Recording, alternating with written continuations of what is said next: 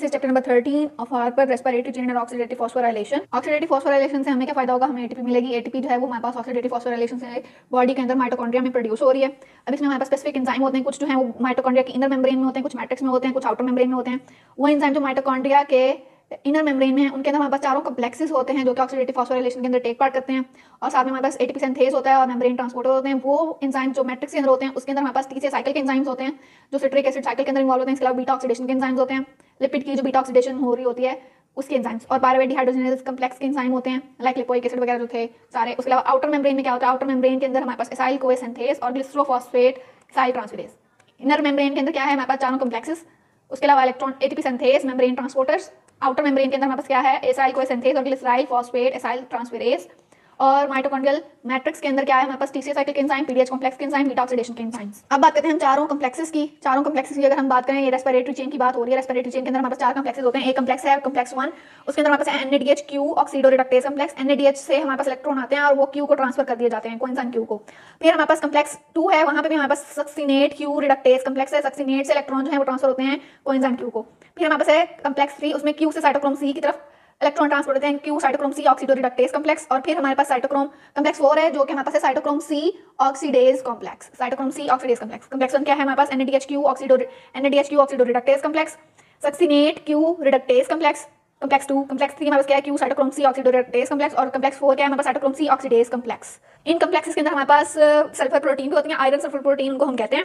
FeS की तरह हम FeS से हम इसको डिनोट करेंगे। ये कॉम्प्लेक्सेस हम आगे देखेंगे। ये हमारे पास पड़ी है आयरन सल्फर प्रोटीन्स, ये दरमियान में आयरन और साइडों पे सल्फर ग्रुप लगा हुआ है। सबसे पहले हमारे पास क्या होता है कि कॉम्प्लेक्स 1 या कॉम्प्लेक्स 2 से जो है वो क्यू कोएंजाइम क्यू जो है वो हमारे पास इलेक्ट्रॉन को एक्सेप्ट करता है।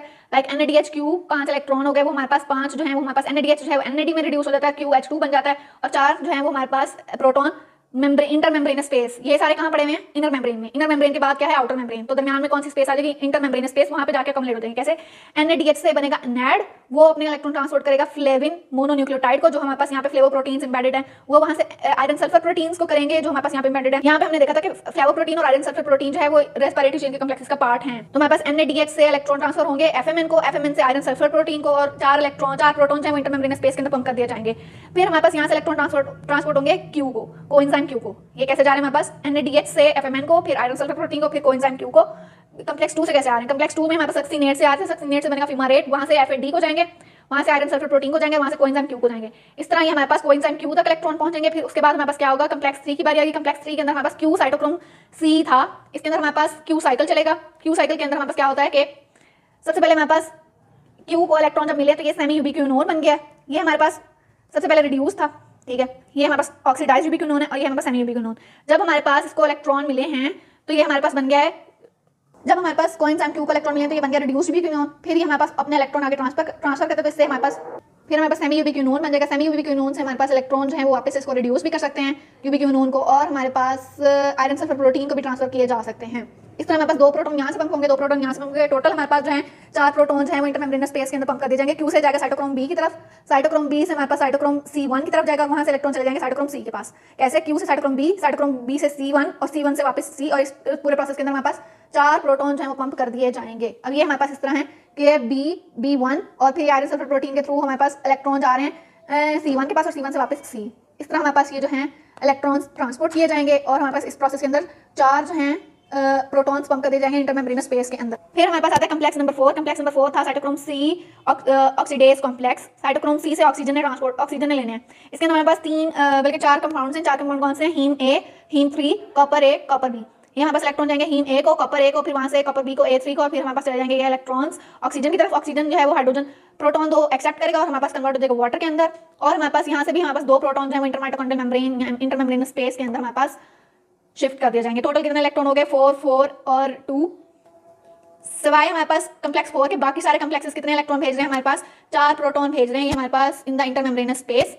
अब इन इलेक्ट्रॉन का, इन प्रोटॉन्स का काम क्या है, ये प्रोटॉन्स हमने पंप कर दिए थे ना कॉम्प्लेक्स 1 से, कॉम्प्लेक्स 3 से और कॉम्प्लेक्स 4 से प्रोटॉन्स हमारे पास पंप थे इंटरमेम्ब्रेनस स्पेस में। फिर यहाँ पे हमारे पास पड़ा हुआ है एटीपी सिंथेज। एटीपी सिंथेज के 2 पार्टिकल है, F1 और F0 पार्टिकल। F0 पार्टिकल जो है उधर से ये हाइड्रोजन आयंस पास करेंगे तो हमारे पास ये F1 रोटेट करेगा। F1 रोटेट करेगा तो ADP फॉस्फेट से कंबाइन करके बना देगा ATP, यानी कि जितने यहाँ से प्रोटॉन तेजी से पास करेंगे उतनी हमारे पास यहाँ पे ATP जनरेट होगी। इसको हम कहेंगे केमियोस्मोटिक थ्योरी ऑफ ऑक्सीडेटिव फॉस्फोराइलेशन। इसके अंदर हमारे पास क्या होता है कि प्रोटॉन को पहले पंप किया जाता है इंटरमेम्ब्रेनस स्पेस में बाय यूटिलाइजिंग एनर्जी, और वो एनर्जी इलेक्ट्रॉन के मूव करने से यूज हो रही थी।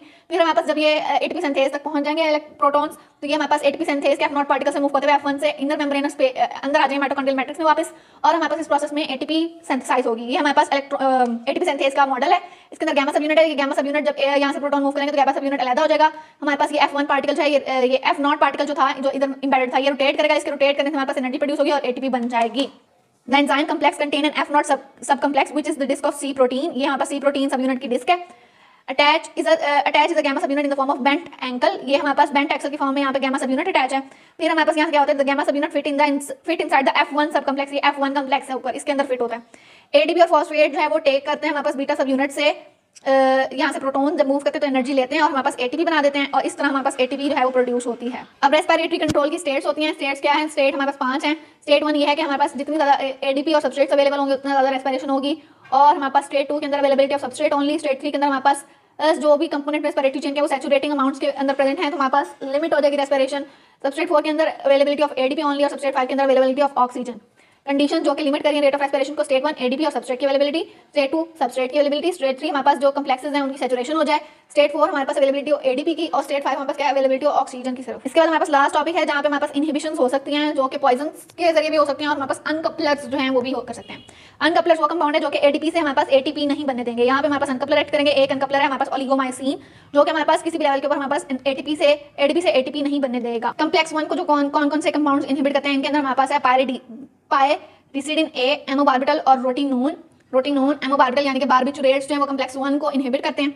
उसके बाद हमारे पास कम्प्लेक्स 2 को कौन इनहिबिट करता है? मेलोनेट। कम्प्लेक्स 3 को हमारे पास कौन इनहिबिट करता है? BAL यानी कि जो हमने पढ़ा था बाल ब्रिटिश एंटीलिसाइट इसका नाम था, और एंटीमाइसिन ए कम्प्लेक्स 3 को इनहिबिट करेगा। और कम्प्लेक्स 4 के इनहिबिटर हमने पहले भी पढ़े हैं कि ऑक्सीडेज को कौन इनहिबिट करता है? हमारे पास H2S, कार्बन मोनोक्साइड और साइनाइड, ये हमारे पास हो गए इसके इनहिबिटर्स। इलेक्ट्रॉन ट्रांसपोर्ट चेन के अनकपलर कौन सा है? ओलिगोमाइसिन।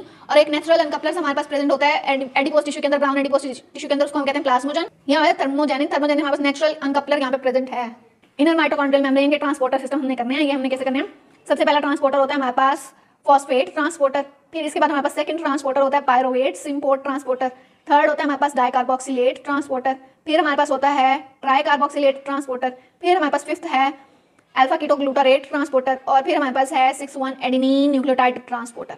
Adenine nucleotide transporter, alpha ketoglutarate transporter, tricarboxylate transporter, dicarboxylate transporter, pyruvate transporter और फॉस्फेट ट्रांसपोर्टर। दोबारा से complex 1 phosphate transporter, complex 2 phosphate pyruvate transporter, फिर dicarboxylate transporter, tricarboxylate transporter, alpha ketoglutarate transporter और हमारे पास एडिनोसिन डाइफॉस्फेट ट्रांसपोर्टर।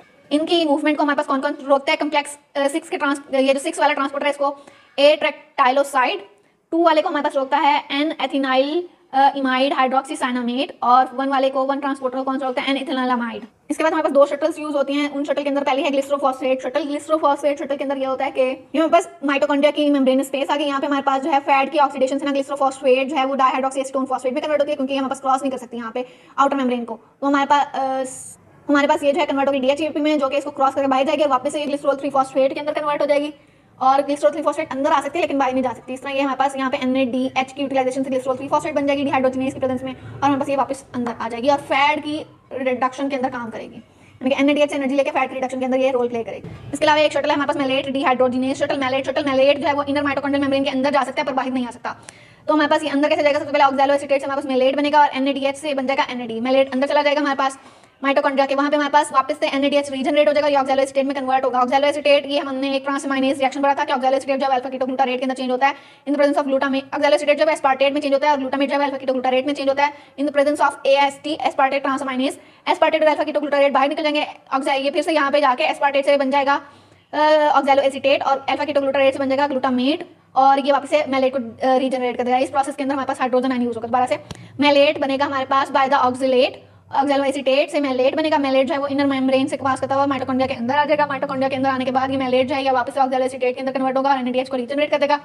यहाँ पे हमारे पास ट्रांसएमाइनेशन रिएक्शन होगा। ऑक्सैलोएसीटेट जो है एस्पार्टेट में चेंज होगा और ग्लूटामेट जो है अल्फा कीटोग्लूटारेट में, और ये दोनों बाहर जाके फिर से वापस कन्वर्ट हो जाएंगे ग्लूटामेट और ऑक्सैलोएसीटेट के अंदर, और हमारे पास ऑक्सैलोएसीटेट से फिर से मेलेट बन जाएगा। ये हमारे पास malate shuttle for reducing equivalent of from cytosol into the mitochondria, reducing equivalent को साइटोसोल से माइटोकॉन्ड्रिया के अंदर मूव करने के लिए। इसके बाद हमारे पास हार्ट में एक शटल होती है, हार्ट और स्केलेटल मसल के अंदर क्रिएटिन शटल। क्रिएटिन शटल क्या होती है कि क्रिएटिन से क्रिएटिन फॉस्फेट बनती है। जब हमारे पास एनर्जी स्टोर करनी होती है वापस से क्रिएटिन फॉस्फेट से जो है क्रिएटिन फॉस्फेट से वापस से क्रिएटिन बनती है जब हमारे पास एनर्जी रिक्वायर्ड होती है। एनर्जी रिक्वायरिंग प्रोसेस के अंदर हम एटीपी को सेंसेस कर लेते हैं यूटिलाइजिंग क्रिएटिन फॉस्फेट और एनर्जी का काम कर लेते हैं। और अगर एनर्जी स्टोर करनी हो तो वापस से हमारे पास क्रिएटिन जो है वो क्रिएटिन फॉस्फेट में कन्वर्ट कर दी जाती है बाय यूजिंग एटीपी और वापस से क्रिएटिन फॉस्फेट की फॉर्म में स्टोर कर दी जाती है। माइटोकॉन्ड्रिया की एक डिजीज है जिसका नाम है MELAS mitochondrial encephalopathy, lactic acidosis and stroke. और इस कंडीशन के अंदर हमारे पास माइटोकॉन्ड्रिया के अंदर जितने भी एंजाइम वगैरह वो खराब हो जाएंगे, उनकी डेफिशिएंसी हो जाएगी। और इसके अलावा अल्जाइमर डिजीज और डायबिटीज मेलाइटस के अंदर भी हमारे पास माइटोकॉन्ड्रियल के डीएनए की म्यूटेशन इन्वॉल्व हो सकती है।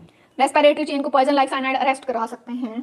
एमसीक्यूज की अगर हम बात करें तो विच of the following about free energy is correct. Free energy अगर डेल्टा जी नेगेटिव होगा तो फ्री एनर्जी का लॉस होगा, अगर डेल्टा जी जीरो होगा तो सिस्टम इक्विलिब्रियम में होगा। अगर डेल्टा जी जो है वो हमारे पास स्टैंडर्ड फ्री एनर्जी है तो हमारे पास रिएक्टेंट्स जो हैं वो 1 मोल पर लीटर और पीएच उनकी क्या होगी 7, यानी कि न्यूट्रल पीएच के ऊपर प्रेजेंट होंगे हमारे पास reactants. Which of the following statement about the ATP is correct. ATP जो है वो बॉडी फंक्शन के लिए यूज होती है, इसके साथ हमारे पास मैग्नीशियम आयन अटैच हुआ होता है।